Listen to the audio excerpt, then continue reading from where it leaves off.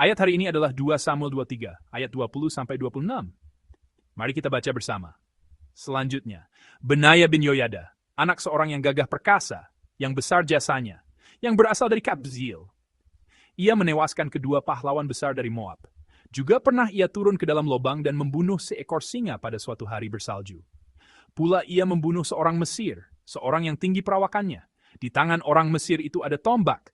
Tetapi ia mendatanginya dengan tongkat, merampas tombak itu dari tangan orang Mesir itu, lalu membunuh orang itu dengan tombaknya sendiri. Itulah yang diperbuat Benaya Yoyada. Ia mendapat nama di antara ke-30 pahlawan itu. Di antara ke-30 orang itu, ia paling dihormati. Tetapi ia tidak dapat menyamai Triwira. Dan Daud mengangkat dia mengepalai pengawalnya. Asael, saudara Yoab, ada di antara ke-30 orang itu. Selanjutnya Elhanan bin Dodo dari Bethlehem, sama orang Harod, Elika, orang Harod, Heles, orang Palti, Ira anak Ikesh, orang Tekoa Amin. Kita akan membagikan firman dengan judul Benaya dan para pahlawan. Hey! Bagian hari ini, yang melanjutkan bagian kemarin, memiliki bentuk seperti sebuah artikel berita. Ini bukan bagian yang mencatat sebuah kisah melalui percakapan seorang tokoh atau tindakan seorang tokoh tertentu. Sebaliknya, kita sedang merenungkan bagian yang secara singkat mencatat nama orang-orang yang ada di sekitar Daud, khususnya para pahlawan yang pergi ke medan perang bersama Daud dan bertempur dengan mempertaruhkan nyawa mereka, beserta jasa-jasa mereka. Kita dapat melihat bahwa nama-nama para pahlawan itu disusun menurut besarnya jasa yang mereka lakukan, atau menurut kedudukan mereka. Apa yang mereka lakukan, dan kontribusi apa yang mereka berikan bagi kerajaan Daud, dicatat bersama beberapa episode singkat. Tokoh yang paling dalam bagian ini adalah Benaya. Ia adalah seorang yang sangat gagah berani. Jika kita melihat ayat 20, Alkitab mencatat bahwa ia membunuh 2 anak Ariel dari Moab dan juga turun ke dalam lubang pada waktu salju turun lalu membunuh seekor singa. Bukan hanya itu, dalam ayat 21, dicatat bahwa ia membunuh seorang Mesir yang tinggi perawakannya. Orang itu datang berperang dengan tombak di tangannya, tetapi Benaya mengalahkannya dengan membawa tongkat. Ketika kita merenungkan kisah Benaya ini, ada satu orang yang secara alami terlintas dalam pikiran. Orang itu adalah Daud. Benaya adalah orang yang sangat mirip dengan Daud.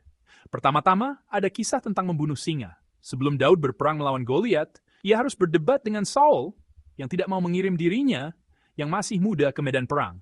Di sana disampaikan kisah tentang singa dan beruang yang pernah ia bunuh. Saya akan membacakan 1 Samuel 17, ayat 34 sampai 36. Tetapi Daud berkata kepada Saul, "Hambamu ini biasa menggembalakan kambing domba ayahnya. Apabila datang singa atau beruang yang menerkam seekor domba dari kawanannya, maka aku mengejarnya, menghajarnya dan melepaskan domba itu dari mulutnya. Kemudian apabila ia berdiri menyerang aku, maka aku menangkap janggutnya, lalu menghajarnya dan membunuhnya. Baik singa maupun beruang telah dihajar oleh hambamu ini. Dan orang Filistin yang tidak bersunat itu, ia akan sama seperti salah satu daripada binatang itu, karena ia telah mencemooh barisan daripada Allah yang hidup. Amin." Daud berkata bahwa sekalipun ia masih muda, ia pernah membunuh singa dan beruang. Ketika ia menjadi gembala dan menjaga domba-domba, jika seekor beruang atau singa menerkam anak domba, ia mengejarnya lalu membunuh binatang buas itu. Inilah kesamaan pertama antara Benaya dan Daud. Selain itu, Benaya membunuh seorang Mesir yang tinggi besar, seorang pahlawan musuh yang berperawakan besar. Dalam pertarungan ini, Benaya tidak hanya kalah dalam hal tubuh, ia juga kalah dalam hal senjata. Orang yang datang berperang membawa tombak, tetapi Benaya maju dengan apa? Ia maju dengan sebuah tongkat. Kita sudah mengetahui kisah Daud yang mirip dengan hal ini. Itu adalah kisah Goliat. Goliat adalah sebutan yang identik dengan raksasa, dan secara tubuh ia sangat berbeda dari Daud yang masih muda. Goliat juga dipersenjatai dengan pedang, tombak, dan lembing. Sebaliknya, Daud pergi berperang dengan membawa 5 batu umban. Kita sering mengingat bahwa Daud hanya membawa 5 batu umban ketika ia maju melawan Goliat. Namun sebenarnya, di dalam Alkitab dicatat bahwa Daud membawa satu hal lagi selain 5 batu itu. Apakah itu? Sebuah tongkat. Ketika Goliat melihat Daud, ia berkata, "Anjingkah aku, maka engkau mendatangi aku dengan tongkat?" Ada bagian yang berkata demikian. Karena itu, Daud dan Benaya memiliki banyak sekali kesamaan. Pertama, mereka berdua pernah membunuh binatang buas seperti singa. Kedua, mereka bertarung melawan pahlawan raksasa dan menang. Pahlawan raksasa itu bukan hanya besar tubuhnya dan kuat tenaganya, tetapi juga memiliki keunggulan senjata. Jika pihak lawan dipersenjatai dengan senjata nyata seperti pedang atau tombak, Daud dan Benaya sama-sama memegang tongkat, yaitu senjata yang sebenarnya tidak tampak seperti senjata. Lalu, mereka bertarung. Daud adalah orang-orang yang gagah berani, dan mereka itu banyak kemiripan. Namun kita harus berpikir lebih dalam. Kesamaan kedua orang ini tidak semata-mata menyoroti keberanian manusia atau kegagahan manusia. Ini memberitahu kita penyebab kemenangan yang lebih mendasar. Peperangan itu bergantung kepada siapa, dan menang atau kalah ditentukan oleh siapa. Biasanya orang berpikir bahwa orang yang besar tubuhnya dan kuat tenaganya akan menang. Mereka juga berpikir bahwa jika seseorang memiliki senjata yang baik dan senjata yang kuat, ia akan menang. Tetapi saudara-saudari, tidak selalu demikian. Kita menang hanya jika Allah menyertai kita. Kita menang hanya jika Allah membuat kita menang.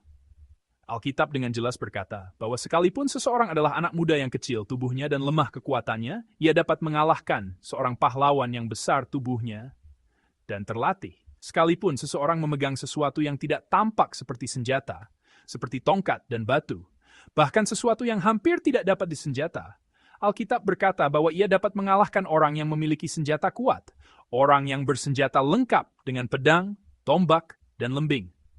Ia sungguh dapat menang. Mengapa? Karena peperangan tidak bergantung kepada manusia. Karena peperangan hanya milik Allah. Menang dan kalah ada di bawah pemerintahan Allah. Orang yang percaya dan bersandar kepada Allah dapat dengan mudah mengalahkan musuh yang kuat seperti Yeriko. Tetapi orang yang tidak bersandar kepada Allah, mau tidak mau, akan kalah telak, bahkan terhadap musuh yang tampak mudah seperti Ai. Hidup kita juga demikian. Keberhasilan dan kegagalan hidup tidak ditentukan oleh kondisi luar, seperti kekuatan atau harta milik. Semuanya bergantung pada bagaimana Allah memegang hidup itu. Dan apakah kita sungguh-sungguh bersandar kepada Allah itu dalam hidup kita? Keberhasilan dan kegagalan hidup tepat berada di sana. Benaya dalam bagian hari ini juga adalah seorang yang hidup seperti Daud. Di manakah hal itu tampak dengan jelas? Iman itu tampak jelas di dalam namanya. Biasanya, jika sebuah nama berakhir dengan ya, kita dapat memahaminya sebagai menunjuk kepada Yahweh, yaitu Allah. Kita mengenal banyak nama dalam Alkitab yang berakhir dengan ya. Nama Raja Ji, Elia, Yesaya, Yeremia, Zakaria, semuanya berakhir dengan ya pada akhirnya itu menunjuk kepada Yahweh, yaitu Allah. Di dalam nama itu pengakuan iman yang sangat berharga. Elia pada asalnya dalam bahasa Ibrani adalah Eliyahu. Eli berarti Allahku, dan Ya berarti Yahweh. Jadi arti nama itu adalah Allahku adalah Yahweh, atau Yahweh adalah Allahku. Pengakuan iman seperti itu terkandung di dalam namanya. Yesaya berhubungan dengan makna menyelamatkan, sehingga berarti Allah adalah juru selamatku. Allah menyelamatkan. Yeremia berarti Tuhan meninggikan aku. Zakaria berarti Allah mengingat aku. Tuhan mengingat. Semuanya memuat pengakuan iman kepada Allah di dalam nama mereka. Benaya dalam bagian hari ini juga demikian. Jika dibaca menurut bentuk Ibraninya, Benaya adalah Benayahu. Bana memiliki arti membangun, mendirikan, atau menegakkan. Di sana ditambahkan Yahweh, Tuhan.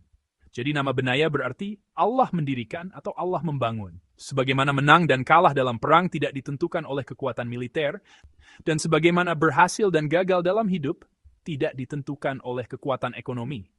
Demikian pula, hanya jika Allah mendirikan kita, barulah kita dapat berdiri.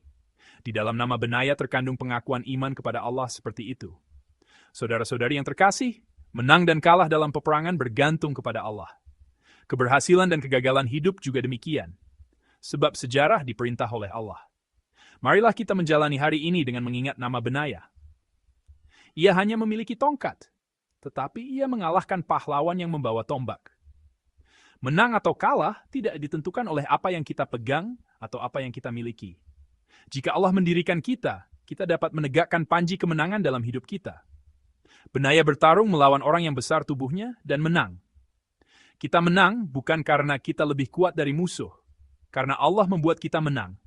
Karena hanya Allah yang mendirikan kita, karena Allah telah menegakkan kita, kita dapat menang. Jika Allah mendirikan kita, kita dapat berdiri teguh di atas musuh-musuh kita. Tempat kerja kita, tempat usaha kita, anak-anak kita, dan juga gereja ini sebagai tubuh Tuhan, semuanya akan bangkit jika Allah mendirikannya. Benayahu, berarti Allah mendirikan. Saya percaya jika Allah mendirikan, semuanya akan bangkit. Jika Allah menegakkan kita, segala sesuatu yang sedang terduduk dan runtuh akan dipulihkan. Kiranya hari ini menjadi hari ketika kita percaya dan bersandar kepada Allah, membangun kembali semua bagian yang runtuh, dan mengalami pendirian serta pemulihan dari Allah. Saya memberkati saudara-saudari dalam nama Tuhan.